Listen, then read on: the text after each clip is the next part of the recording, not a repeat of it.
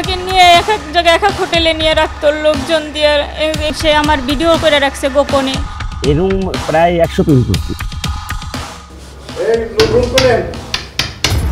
দরজার ওপারেই অনুসন্ধানের শেষ দৃশ্য।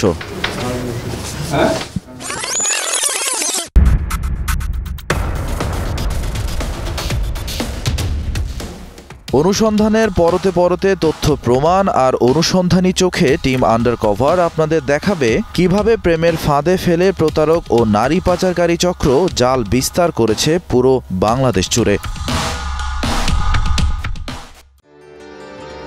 ক্লাইম্যাক্সে যাওয়ার আগে ধীরে ধীরে গল্পগাথা শুরু করি। একটা প্রেমালাপে কান পাতুন। তুমি কি আমাকে এখন ভালোবাসো? তোমাকে ভালো না বাসার কোনো কারণ তো আমার কাছে নাই। প্রাথমিকভাবে যে কারোরই মনে হতে পারে একজন প্রেমিক তার প্রিয় মানুষটির সঙ্গে মুঠো ফোনে একান্ত আলাপ করছেন। তোমাকে যদি আমি আমার কাছে নিয়ে আসতে চাই, তুমি কি আমার কাছে আসবা? তুমি আমাকে নিয়ে যাবে? যাকে আমি ভালোবাসি তাকে কি আমি নিয়ে আসতে পারি না? তোমাকে রানীর মতো করে রাখবো। তাহলে তুমি আমাকে নিয়ে যাও। ফোনের কথোপকথন শুনে ধারণা করা যায় একজন প্রেমিক তার প্রেয়সীকে নিয়ে একটা সুন্দর জীবন গড়ার স্বপ্ন দেখছেন। কিন্তু টিম আন্ডারকভার কোনো রোমান্টিক উপন্যাস নয়, পুরোপুরি ক্রাইম থ্রিলার। তাই সন্দেহ নিয়ে ঘটনার পেছনের ঘটনা খোঁজা শুরু।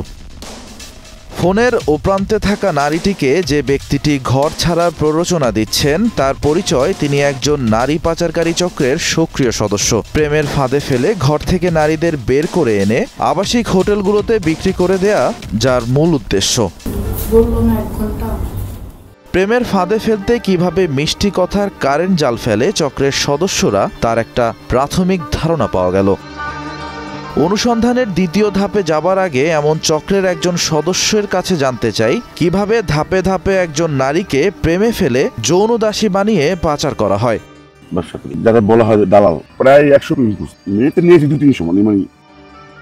অর্থাৎ প্রেমের ফাঁদে ফেলে নারী কেনাবেচা করাই এই ব্যক্তির মূল পেশা।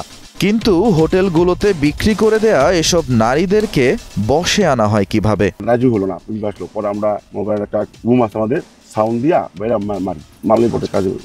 প্রশ্ন হলো একজন নারীকে বিক্রি করে সাধারণত কত টাকা পান তিনি? এই রুবেল টাকা দিছে 50,000, সাজা ভাই দিছিল 20,000, 70,000 টাকা দিছে। এটাই শেষ নয়, এরপর নাকি সেই নারীর কাছে খদ্দের পাঠিয়ে লাভ করা হয় আজীবন। আপনার একদিনে সর্বোচ্চ কত? আমার একদিনে 100 টাকা। এই ব্যক্তির কথায় একটা বিষয় স্পষ্ট, ফাঁদ পেতে আনা নারীরা হোটেলের যৌন ব্যবসায় নামতে রাজি না হলে নেমে আসে নির্যাতন।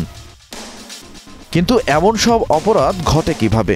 পুলিশ প্রশাসন টাকা দিত না, বছর সাহায্যতে টাকা দিত, বলিগুলো টাকা দিত, পুলিশ প্রশাসন ম্যানেজ করে তৈরি করতে না, করা যায় না।